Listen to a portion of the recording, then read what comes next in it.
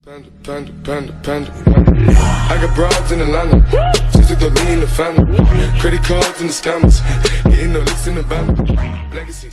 Raggu way ku kala duwan yihiin calaamadaha ay muujiyaan, balse waxa jira qaar ay ka siman yihiin kala duwanaanta abuurka. Ragga ayaa keena kala dooqa. Nuglaan waa calaamad lagu arko ninka waxay ka turjumaysaa inuu culays xoog leh haysto oo jacayl ah. Wuxuu nugeel u muujinayaa gabadha uu jecel yahay iyo cidda ka agdhow calaamadaha ugu macaan. Wuxuu nugeel u muujinayaa gabadha uu jecel yahay iyo cidda ka agdhow calaamadaha ugu caansan. Dulqaad xad dhaaf ah wuxuu dulqaad weyn u muujinayaa gabadha uu jacaylka xad dhaafka ah u hayo. Marna kama suurtagelayso inuu noqdo bilaa dulqaad, waana marka xaggeeda laga eego. Hadday ballanta u jarto ama ku xanaaqdo kama ficil qaadanayo, waayo meel ayay kaga taal.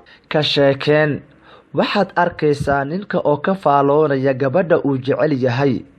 Wuxuu si joogto ah uga hadlaa dhaqamada fiican ee gabadha, gaar ahaan quruxdeeda, hadalkeeda, qosolkeeda, socodkeeda, xaragadeeda, sheekadeeda, fariinteeda iyo wixii la mid ah.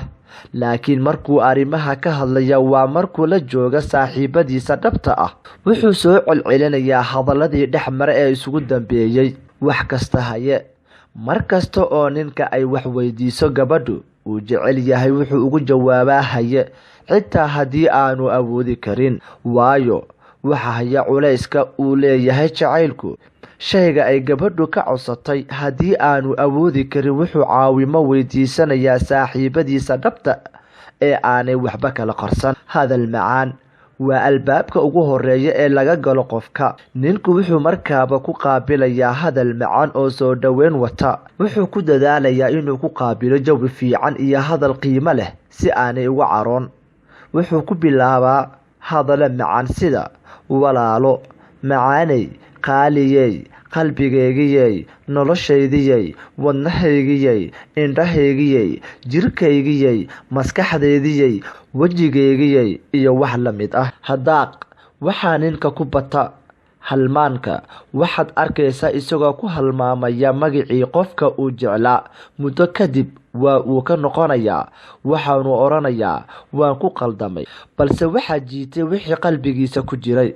Taleefanku hadal badan. Wuxuu aad ugu dadaalaa inuu xiriir dhow la yeesho gabadha uu jecel yahay. Taasina waxay ku keentay inuu mar kasta taleefan ku hadlo. Hadday ku adkaato inuu toos ula xiriiro jacaylkiisa, wuxuu la xiriiraa cidda ay isku fiican yihiin isagoo ka aruurinaya jacaylkiisa. Eegma badan. Wuxuu aad u jeclaystaa inuu mar kasta daawado gabadha uu jecel yahay. Kama dhargayo inuu daawado maanta oo dhan, waayo waxa u ooman nafta. Wuxuu aad u doonayaa inuu daawado iyadoo aan soo eegin. Eegmadani waa indho ku doogsi iyo farxad. Maqnaan xad maskaxda ah waa calaamad aad u muhiim ah. Waxaa ninka lagu arkaa maqnaan xagga maskaxda ah, oo markuu hawl hayo ama aanu haynin waxaa lagu arkaa isagoo maskax ahaan baxay.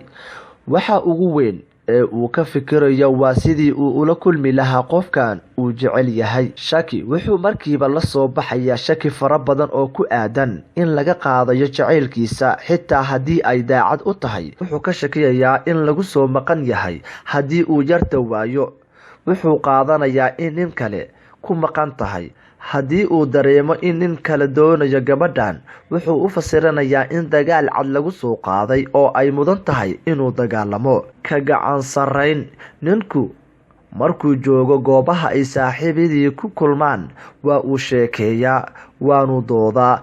Laakiin markuu la joogo gabadha uu jecel yahay xaalu waa uu isbedelaa. Wuxuu noqdaa nin gabadhu ka gacan sarreyso. Aad uma doodo, waayo waxaa haysta jacayl xoogan oo meel ayaa lagaga dhagan yahay. Xarago badan. Wuxuu mar kasta iska dhisaa dhinaca dharxirashada.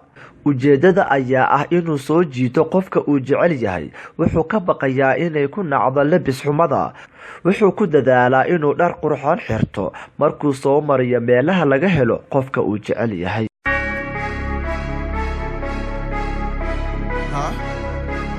Haye 7 nigga. On no gang